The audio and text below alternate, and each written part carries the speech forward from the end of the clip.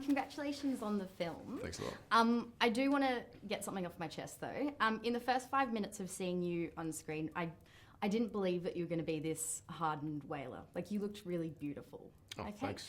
However, cut to day 90 at sea and you look like shit.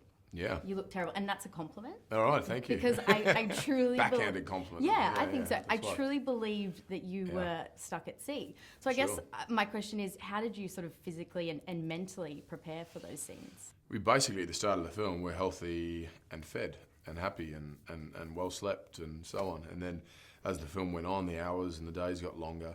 We ate less and less. We trained more and more. So by the time you see us and we look, exhausted and beat down, we were.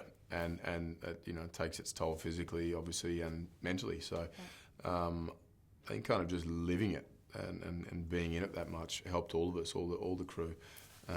Toward the end of the shoot, we were down on some days to 500 calories a day, which is nothing. It's a piece of fish and a bit of rice. And then you go back up at sometimes, and they were varying it out in some mathematical equation, which we just didn't need to pay attention to. We would just eat what was there, which was, little croutons or, bits of lettuce. And when you could eat again, what was the thing that you ate? What did you indulge in? We all went for dinner when we wrapped and went with all the cast and with Ron to this Italian sort of restaurant and had pasta and all sorts. But strangely, like, now that we're allowed to eat, I didn't nearly have the hunger I had for the months prior when it was not allowed. It's that classic thing of, you tell me not to do something and I want to do it, and but yeah, it was pasta and all the things you'd sort of expect. It just wasn't nearly as satisfactory as I thought it was going to be. Now, I've got to be honest with you, as a journalist here in Australia, you and your brother, you're almost like national treasures. Like, we report on you a lot.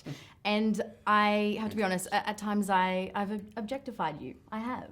So to right that wrong, I want to ask you some more like cerebral questions, not just like about you looking. So what's your stance on modern day whaling, if you have any at all?